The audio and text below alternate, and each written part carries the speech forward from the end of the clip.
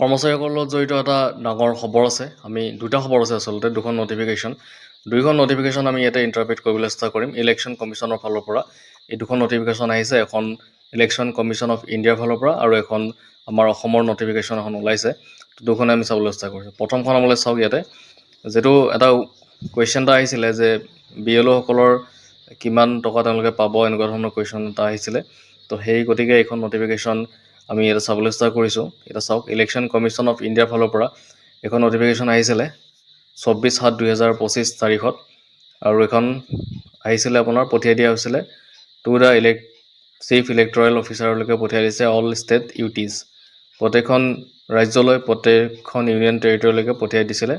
আৰু ছাবজেক্টটো চাওক, remuneration of BLO supervisor regarding. তো BLO সকলৰ ৰেমুনাৰেশ্যনক লৈ পেলাই যাতে কিমান টকা তেওঁলোকে পাব, সেই গতিকে এইখন নটিফিকেশ্যন প্ৰকাশিত হৈছিলে। ইয়াতে চাওক, in supersession of commission letter number ইয়াতে দিছে, ডেটেড দিছে 8/7/2015। The commission has directed that following minimum annual remuneration should be granted to BLO and BLO supervisor. তো BLO আৰু BLO ছুপাৰভাইজাৰৰ ক্ষেত্ৰত ইয়াতে ৰেমুনাৰেশ্যনটো তেওঁলোকক বঢ়োৱা হৈছে।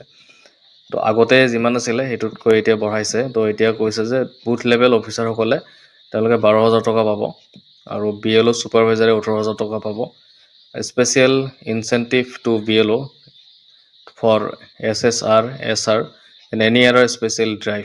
যদি কিছুমানে SSR বা SR বা এনি যি ড্ৰাইভত থাকিব, স্পেচিয়েল ইনচেণ্টিভ দিয়া হ'ব BLO সকলক, সেইটো 2,000 টকা। The instruction shall be brought to the notice of all concern for complaints. তো দেখিছে, এখনেই গুৰুত্বপূৰ্ণ নটিফিকেশ্যন আছিলে, BLO সকলত জড়িত আছিলে এইখন নটিফিকেশ্যন। আমি গোটেইখিনি নটিফিকেশ্যন ইয়াতে আলোচনা কৰোঁ।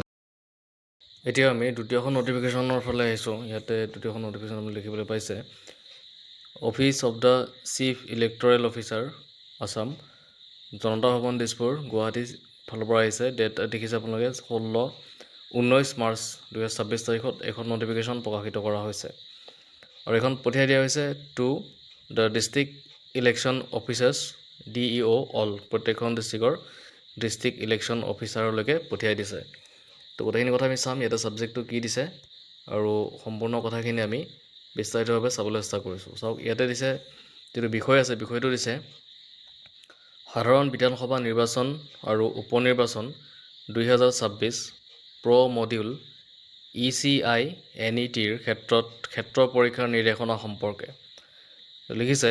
ECI NET এপ্লিকেশ্যনৰ মডিউল আৰু নতুন ভোটাৰ উপস্থিতি ৰিপৰ্টিং প্ৰক্ৰিয়াৰ সম্পৰ্কত আয়োগে আগবঢ়োৱা নিৰ্দেশনাৰ ধাৰাবাহিকতাত বাস্তৱ পৰিস্থিতি ব্যৱস্থাটোৰ বৈধতা পৰীক্ষা কৰিবলৈ আপুনি ক্ষেত্ৰ পৰীক্ষা চলাবলৈ অনুৰোধ জনোৱা হৈছে।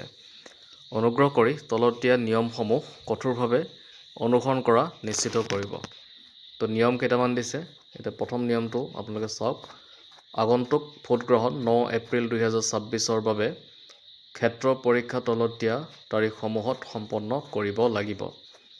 BLO সকলৰ সৈতে পৰীক্ষা বাস্তৱ PS বুধবাৰ 25 মাৰ্চ 2026। সকলৰ সৈতে পৰীক্ষা ৰিজাৰ্ভ সহ সোমবাৰ 30 মাৰ্চ 2026। একেধৰণৰ পৰীক্ষা পৰিৱেশ নিশ্চিত কৰিবলৈ তলত দিয়া নম্বৰিং পদ্ধতি অনুসৰণ কৰিব লাগিব। আৰম্ভণি সংখ্যা সকলো পৰীক্ষামূলক পোলিং ষ্টেচন PSৰ সংখ্যা 500ৰ পৰা আৰম্ভ হ'ব লাগিব। অনুমোদিত PS সংখ্যা পৰীক্ষাৰ বাবে অনুমোদিত PS সংখ্যা ইকুৱেল এচিট থকা মুঠ PS প্লাছ 20% অতিৰিক্ত। উদাহৰণসহ কৈছে ইয়াতে, যদি কোনো এচিট 200টা পোলিং ষ্টেচন থাকে, তেন্তে পৰীক্ষাৰ সংখ্যা 500ৰ পৰা 740লৈ হ'ব। প্ৰযুক্তিগত সমস্যা আৰু নেটৱৰ্কৰ অসুবিধা আগতে চিনাক্ত কৰিবলৈ BLO সকলে নিজ PSৰ পৰা প্ৰথম দুটা সময় ছটত নিৰ্দিষ্ট সময় ব্যৱধানত তথ্য প্ৰৱেশ কৰিব লাগিব। অধিক চাপৰ পৰিস্থিতি সৃষ্টি কৰিবলৈ সকলো BLOৱে প্ৰতিটো ৰিপৰ্টিং উইণ্ডৰ প্ৰথম 5 মিনিটৰ ভিতৰত তথ্য প্ৰৱেশ কৰিব লাগিব। আপোনালোকক অনুৰোধ কৰা হৈছে যে পৰীক্ষাৰ তাৰিখসমূহৰ আগতে সকলো জড়িত কৰ্মীক ভালদৰে অৱগত কৰক যাতে ৰিপৰ্টিং প্ৰক্ৰিয়াৰ বিষয়ে স্পষ্ট বুজাবুজি হয়। প্ৰতিটো DEOয়ে নিজ নিজ কাৰ্যসূচীৰ দিনৰ অন্ত EODৰ ভিতৰত সম্পূৰ্ণতাৰ প্ৰমাণপত্ৰ জমা দিব লাগিব। তো দেখিলে এতিয়া ভালেখিনি কথা লিখা হৈছিলে এইখন নটিফিকেশ্যনত। তো গোটেইখিনি কথা আমি চালোঁ। যদি ভিডিঅ'টো ভাল লাগিছে লাইক শ্বেয়াৰ আৰু এটা ছাবস্ক্ৰাইব কৰি দিব।